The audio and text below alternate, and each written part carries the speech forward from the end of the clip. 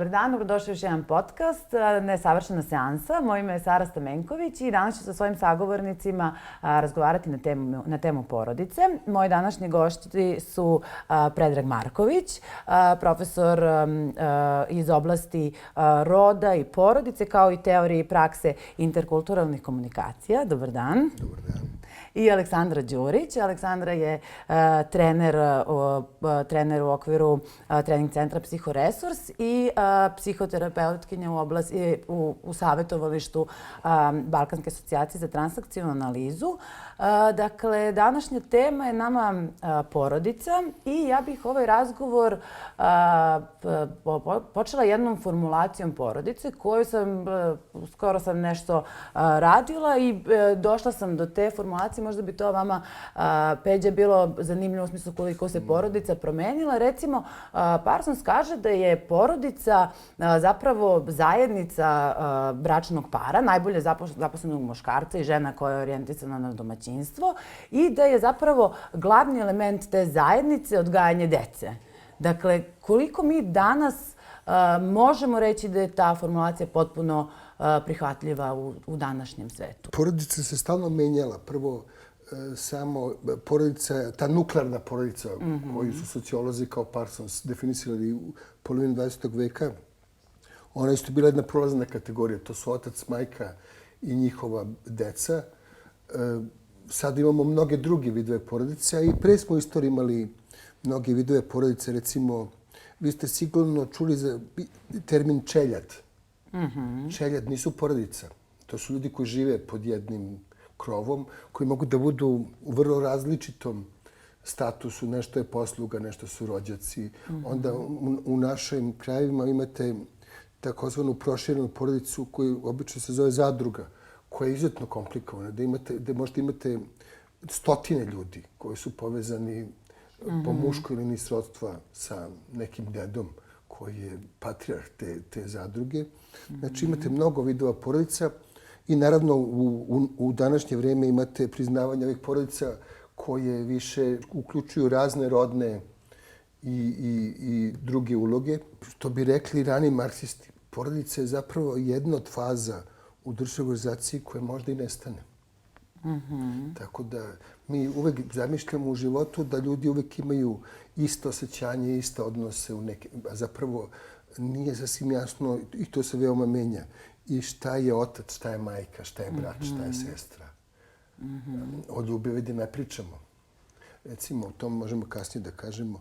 Romantična ljubav nije starija od 200 godina. Ona pre ne postoji kao koncept uopšte. Tako da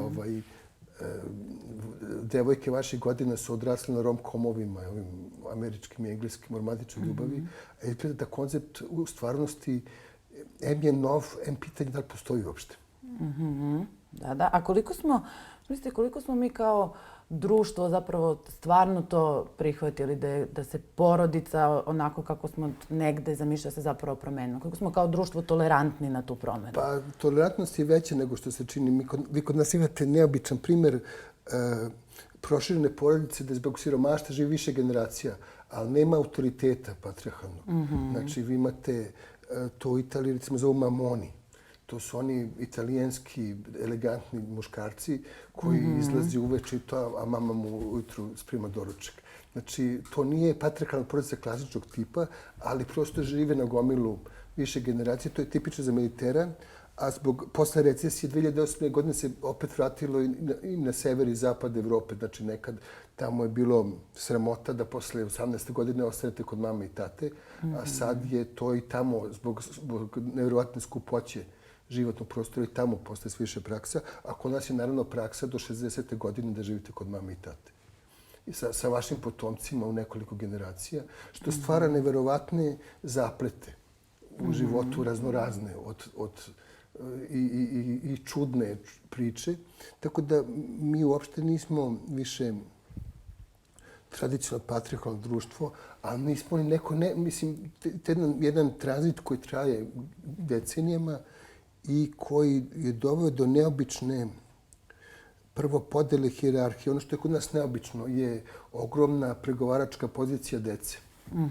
Ali evo, možda pričamo. Znači, kod nas, recimo, moj omiljeni ispitni zadatak je da pitaju dedu kako izgleda obrok pre 60 godina. Ko prvi jede.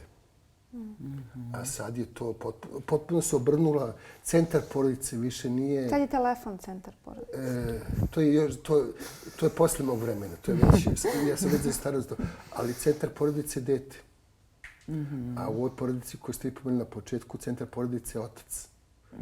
Tako da to je jedna potpuna promjena uloga i vi imate te male prinčevi i princeze koji zapravo rastu u jednom mehuru. Gde ovi ginu, imate sa demografskom implozijom, imate neobičnu osobinu, imate, pogotovo u gradskih porodica, imate mali broj dece i ogroman broj rođaka koji im daju novac. Nisu tu samo tata, mama, baba, deda s kojima žive, nego to su neudate tetke, ovo. Tako da imate na to jedno dete masu nekih rođaka koje ne dišu da tom detetu obezbede i zato kod nas je odlaganje zrelosti još dramatičnije nego druge. Što bi sazrevali kad vas 10 starih srodnika izdržava i ispunjava sve vaše želje. Tako da je kod nas standard tinejdžera neobično visok za siromašnu zemlju. Jer oni ništa ne moraju da zarade. Kod nas ne postoji ta ideja. Evo, banalna stvar. U Americi najbogatiji ljudi, kada im deca pođu na studije, oni idu u dom, kupatilo, spratu i to. A kod nas je to svaki koji drži do sebe kupit će stan detetu u Beogradu koje studira. Naravno, da. Da. Evo recimo, Aleksandra, to je sad, eto zanimljivo je to što je Peđa rekao, da sada centar zapravo postoje, vodeću ulogu dobiju deca. I recimo, koliko smo uspjeli da naučimo neke lekcije u smislu da vi kroz vaš rad vidite ili možda ne vidite da se neke zapravo greške ili neke stvari u vaspitanju i odgajanju dece ponavljaju, da imaju neki kontinuitet. Da li uspevamo da nešto naučimo? Ima jedan sjajan instrument koji koristimo u transakcionalnoj analizi.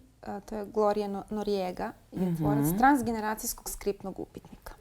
Fenomenalna jedna tehnika u psihoterapijskom procesu gdje možemo da analiziramo sve te poruke koje su se transgeneracijski prenosile.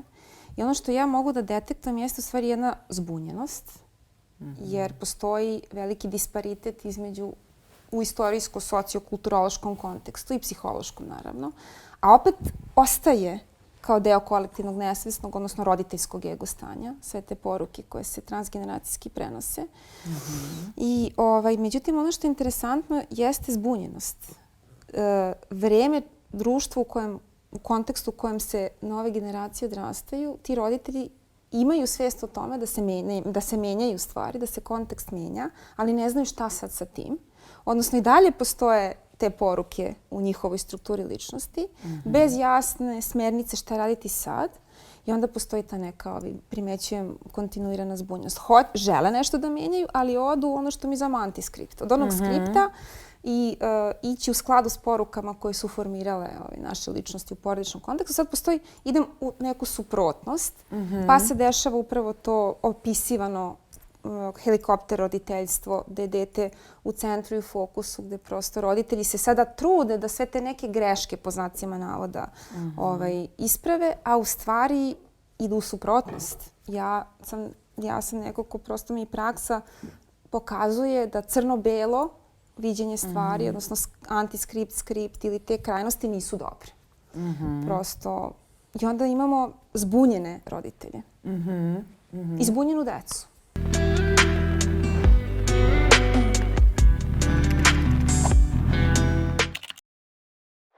Koji su neki najveći izazovi sa kojima se sada roditelji susreću? Recimo, Peđa, za vas bilo recimo možda interesantno da nam oporedite neke izazove koje imamo sada. Da li su oni znatno razlikuju od nekih izazova sa kojima se recimo roditelji sredinom prošlog veka suočavali u porodičnom životu? Pa to će vam Aleksandra bolje reći. Postoji nešto što se zove rezilijentnost. Znači ima dece koji su komačići. Šta god im uradite, oni izdočeke na noge. Zaista, deca su velika lutrija. I neki put takva goveda imaju sjajnu decu, a posvećeni roditelji i koji drhte nad svojom decom ne uspevaju da zadaju neki cilj. Tako da toliko je lutrija odgajanje čoveka da to ne može čovjek baš sve ni da predvidi šta će se desiti sa decom. Izazovi su sada porast očekivanja. Porast očekivanja što ljudi mnogo, na primjer, eksplozije raznih vannastavnih aktivnosti. Ja kad sam bio mali, samo su malo spora deca imala to časove. To je bilo malo stvar podsmeh. Sada sva deca imaju časove i svih mogućih predmeta. A da li je to možda rezultat pritiska sredine? Da sredina nalaže da je danas poželjno da se dete bavi svim mogućim vannastavnim aktivnostima? To zovu, ovo što je rekla Aleksandra, helikopter ili Tiger mame. U Americi to su Kinezi sa svojim neverovatnim uspesima u obrazovanju nametnuli su standard. To su one kineskinje što bio protiv decu, što pogrešno naklaviraju. Međutim, neverovatan školski uspeh te kineske, korejske, vijetnamske dece prosto je nametnuo nove standarde kakve ranije nisu postojali, koji se iz Amerike se proširili posle na ceo svet. Pa to kao borba da dete idu u najbolje obdanište, pa u najbolju školu. To uopšte, kad sam ja bio mali pre 100 godina, bile su jedne ili dve elitne škole kao. I to, ali sad je to na nivou obdaništa. Sad je borba kao da li je dobro obdanište. Ja sam išao obdanište sa nekim groznim sadiskinjama, vaspitačicama. Nisu bili vaspitačice, nego ne znam ja kakve su to bile žene koje su bile djeca zaključavale u WC i tako. Tako da, da li nosim traume, ne znam. Ali nije to bila neka neobičajna stvar. A sad je to, znači, i razvila se ta industrija pedagoška koja, što bi rekli u žargonu, vaćari te roditelji, kao mi pružamo vašem detetu ovo, već u 4. godini oni znači, imaju neke posebne uslove, pa onda osnovne škole, pa, jer recimo, ako bi uporedili, vi po prezimenu, vi ste vjerojatno iz Južne Srbije. Da. Znači, vaš deda, on verovatno niko nije znao da ide u školu u njegovoj kući. Verovatno. Gotovo sam sigurna. Mislim, za baku znam, da nisu znao. Znači, sad možete zamisliti vašu prababu da sada dolazi i kaže ajde malo da vežbamo to je sad glupo, nisam bilo šta matematiku, što je postalo tad u školi. Jer drugo, imate tu preteranu brigu. Naprimjer, ja kad sam bio mali nije bilo mobilnih telefona, što je Aleksandra rekla. I deca ne stanu na letovanju. Ne samo da tinejdžeri, recimo, ne stanu na letovanju. Vi ne stanete na moru i pojavite se posle nekoliko nedelje. A sada učiteljice mole roditelje, nemojte, molim vas, zovete svaki čas. To, jer si išao već kako je bilo. Sve prošlo u redu. Znači, vi još a pre da ne pričamo. Prezaštićivanje. Pa to je isto jedan svetski trend, ali imate recimo jednu stvar zastrašujuću. U doba vašeg dede, muškarci su 10 godina zauvek napuštali roditeljski dom. On zauvek napusti kuću. Znači, šta se dešava, ko zna s njim. Jer nije bilo, škole su bili 4 razreda osnovne škole, i onda šta god da si radio, ili si išao na zanat, ili si išao u gimnaziju, znači u 11. godini više nikad nisi se vratio kući. Sad, ko bi pustio dete u neki nepoznati grad s 11 godina sada? A to je tad bila praksa, čak je to bila kao pozitivna praksa, kao to je u redu, dete, ako hoćeš da uradi, napusti selo i drugo ljudi, to je bilo bez novca. Tad nije, u siromašnim krajima, u siromašnim klasama nije postojao novac uopšte. Sem kod gazde kuće. Tako da, ko bi sada pustio dete od 11 godina da ode, recimo, tada nije bilo ni prevoza. Znači, on kad ode u grad udaljen 30 km, to kod danas da je otišao u Stockholm. I sad ove novi roditelji koji čuvaju decu od crtanih filmova, pa da ne vidi ono kad spljeska glavu Tomu, Jerry i tako dalje. Međutim, možda je razumnije rješenje, ja ne znam, ja sam čovjek amater, ali povećati otpornost, a ne zaštititi, ne može da zaštitiš čoveka od života, ali možda je povećanje otpornosti da može da izdrži udarac, nešto što bi bilo bolje. Aleksandra, dakle, voljela bih da čujem i tu stranu sa aspekta psihologije, tih izazova sa kojima se roditelji susreću. Isto bih voljela da dobijem negdje odgovor u smislu da li će ove nove tehnologije, kada govorimo o napretku danas, da li će one zapravo biti od pomoći nekim budućim generacijama, recimo mojoj generaciji, kada se budem recimo suočavala sa izazovima koje nose roditeljstvo i porodičan život? Potrebno prođeš neko vrijeme da bi mogli pouzdano da govorimo u prilog nekim istraživanjima. Ja ovo što ste rekli, apsolutno se slažem. Mislim da nijedna krajnost ne može biti dobra i to kontinuirano i govorim. Decu ne možemo odvojiti od savremene tehnologije, to je deo života. Oni rastu i žive u tehničko-tehnološkom društvu, u informatičkoj revoluciji. Tako da teško da je to rešenje. Mišljenja sam da do 7 godina treba izuzetno obratiti pažnju šta deca od tih tehnologija koristi i da li uopšte potrebno koristiti. Pogotovo što je to jako ranjiv period formiranja nekih specifičnih razvojnih faza gde su i kognitivne razvojne faze specifične. Tako da do 7 godina, iskreno da vam kažem, ono što razvija dete je sloboda, igra, pokret, motorički razvoj, mašta, druženje, socijalizacija. A nakon toga, dete već negde ulazi u sferu sekundarne socijalizacije, odlaska u školu gde vi sad imate pametne table koje se koriste. Prosto ne možemo ih potpuno od toga zaštititi, ali mislim da mogu da se usmere, da se sadržaji kojima se deca izlažu nekako usmeravaju u porodičnom kontekstu. Dakle, neuronauke su dokazale da određeni sadržaji stimulišu razvoj sinapsi i stimulišu razvoj mozga. A naravno imamo i sadržaje koji su potpuno neadekvatni i neprimereni. Skoro sam čitala neka istraživanja da se u Centru za borbu protiv zavisnosti javljaju već deca od 12, 13, 14 godina potpuno u zavisnosti od ovih igrica gde se stvara jedna potpuna konfuzija identiteta i drugi mnogo zbiljniji psihološki problemi. Tako da samo mislim da treba usmeravati decu u kontekstu čemu se izlažu i u koje svrhe tehnologiju koriste. Apsolutno smatram da je tehnologija doprinela i razvoju društva. Svi mi smo svesni koliko nam tehnologija i olakšava život, da se razumemo. Tako da ne mislim da je samo negativna konotacija i ne mislim da je crno-belo. Mislim da je rešenje u tome da prevencija, neka vrsta edukacije i roditelja i nastavnika u tim ranim periodima školovanja. Dakle, zašto se koristi?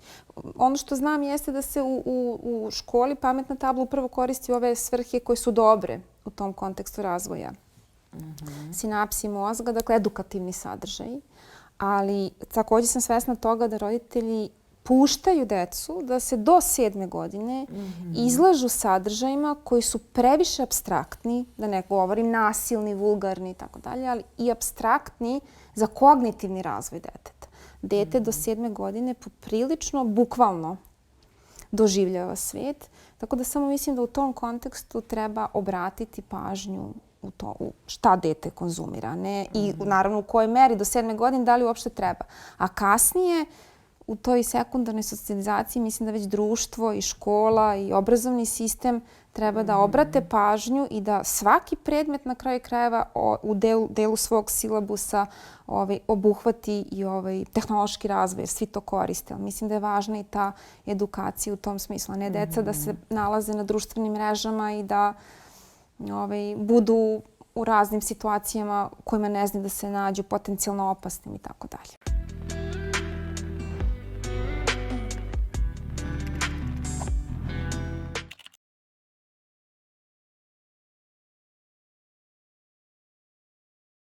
Da li postoje neke teme vezane za porodicu koje su zapravo tabu teme u vezi porodice? Da li to možemo da vidimo? Kod nas još uvek nije svest o zlostavljanju dovoljno raširena i zlostavljanje se više toleriše nego u društvima koje su svesnije te problematike. Prosto šarmantni deka koji štipa i pipa svoje unuke je opšte mesto još uvek razvoja.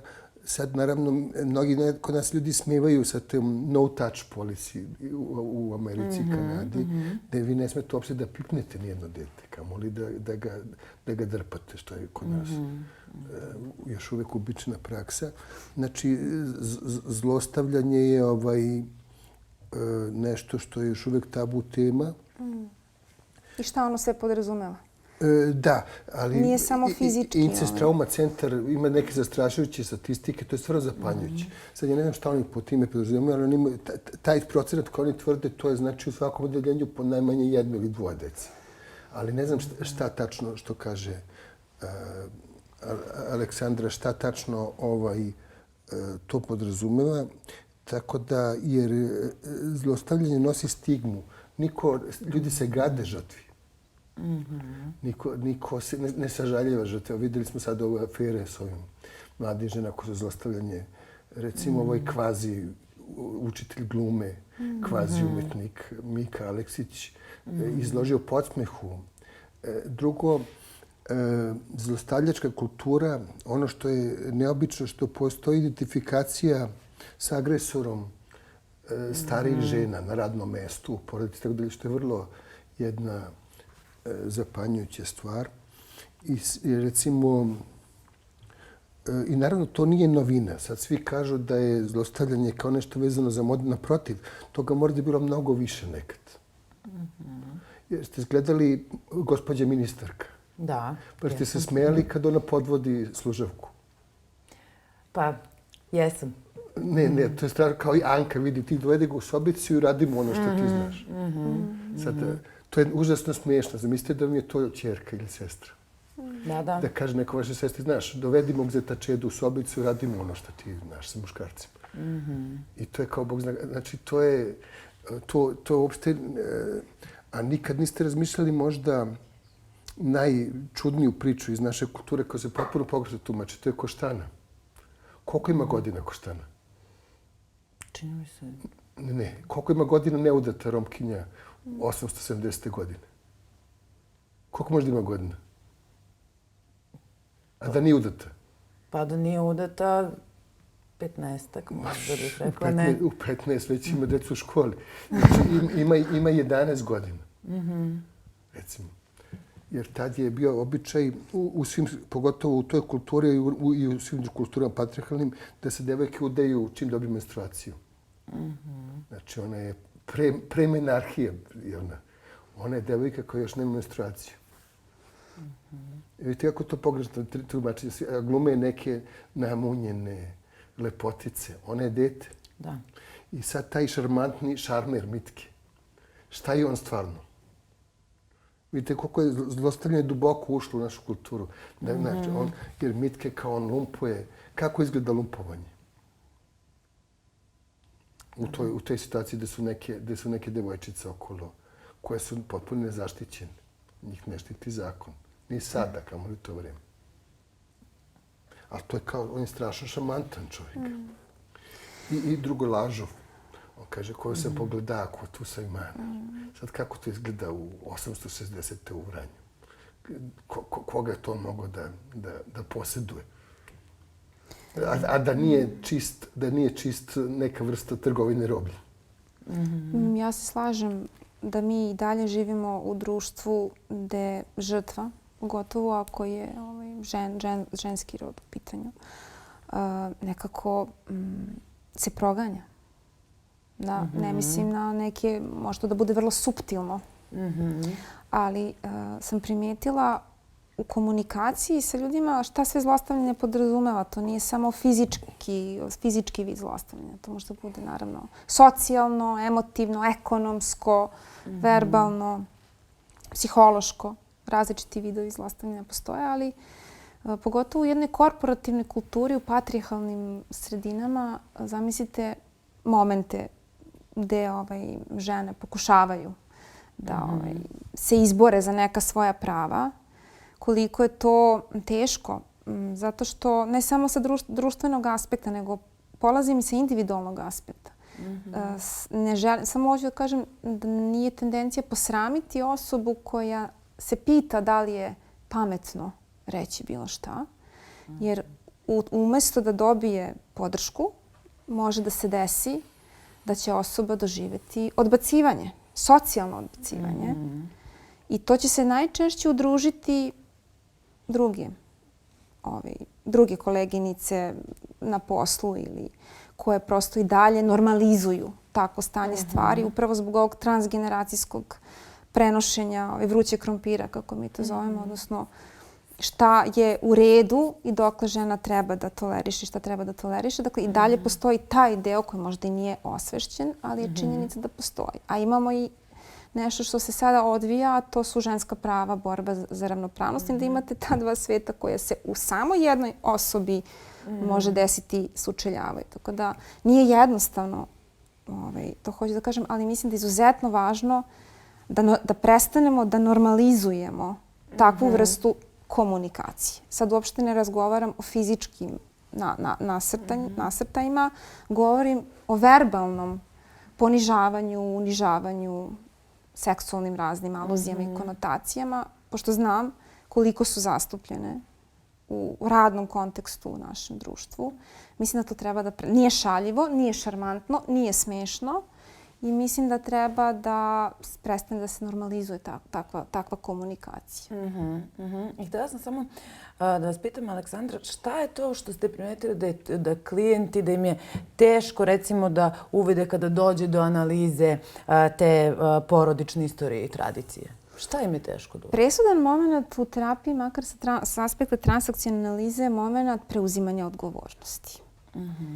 Jesu uvidi važni, jeste i ova analiza istorijska, sociološka, fenomenološka, behavioralna, svi ti nivoji analize u psihoterapijskom kontekstu su važni jer su nam važni uvidi, važno nam je da osvestimo sve što se nalazi potisnuto, neverbalizovano ili u strukturi naše ličnosti. Ali postoji jedan moment, a to je kada preuzimamo odgovornost i kažemo više ne mogu da krivim nikoga.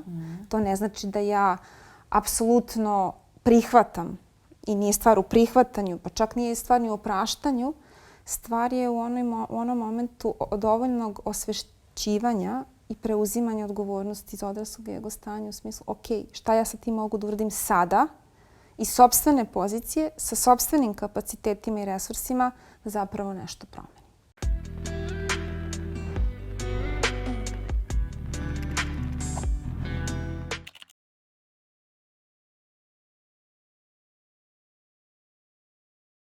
Danas uloga porodice u jednom društvu, u jednoj celini, u zajednici, sa vašeg aspekta? Pa dobar zakon je potpuno promenjen. Sada recimo za zlostavljače policija prvo hapsi pa ispituje, što naravno otvara za zloupotrebe. Recimo, vi ako ste izuzetno bogato udati, pa hoće muž da vas otera, vi možete da nagovorite dete da optuži oca za zlostavljanje.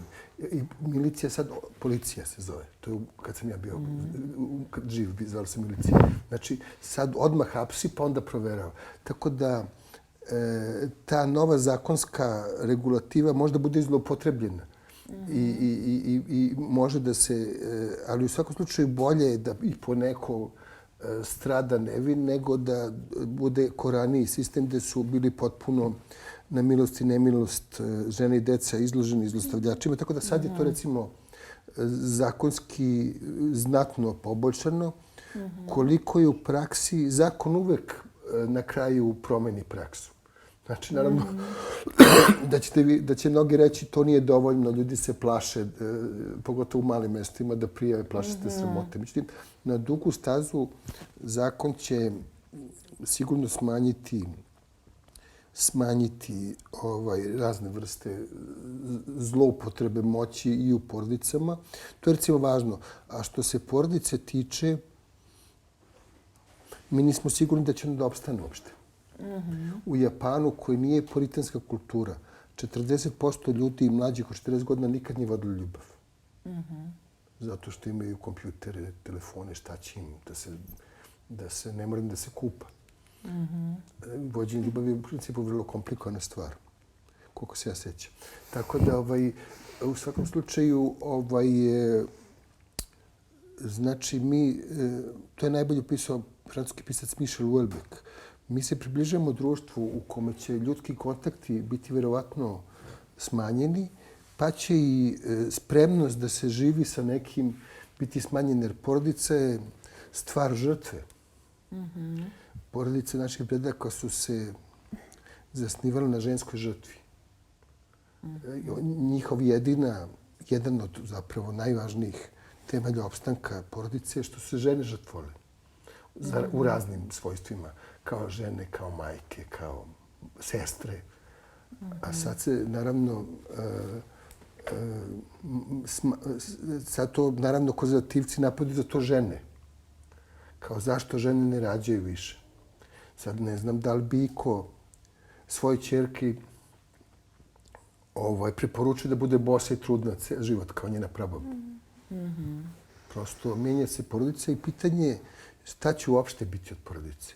Jer sigurno će broj porodice biti manji, to se statistički već sada vidi, nego što je bio pre generaciju, da ne pričamo o ranijim godištima, jer se recimo stupanje u brak pomerilo sigurno 10 godina, a sa zakonskom fleksibilizacijom će uopšte formalizacija odnosa biti manje zahtevana, tako da možda se desi da će, što već imamo u mnogim društvima Severne i Zapadne Evrope, da će taj način života, ta porodica koju ste na početku pomenuli Parsonsa, da će zapravo biti manjina.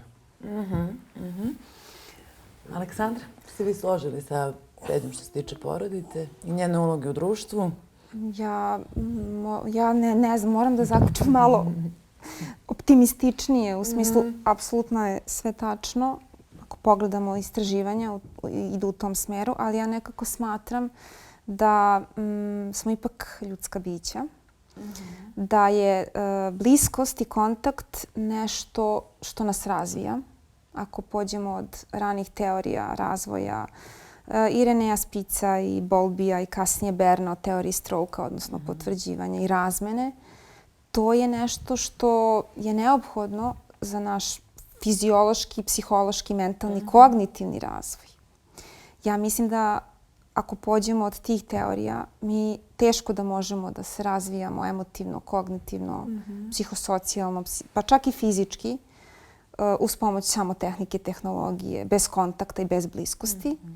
Ja duboko verujem da ljudi imaju instinkt za preživljavanje, pa da će ovo biti, ako ništa drugo, instinktivna potreba da se vratimo kontaktu, bliskosti i razmeni u bliskosti. Ali kažem, to je važno za naš razvoj, za razvoj ne samo male dece presudno, ali i za razvoj ljudi, odraslih. Tako da verujem da ćemo se vratiti tome. Vidjet ćemo. Hvala vam puno. U tom izvornom, autentičnom kontekstu, na to mislim. Hvala vam puno na današnjem gostovanju, a mi ćemo se vidjeti u narednom podcastu. Hvala vam puno na pažnji.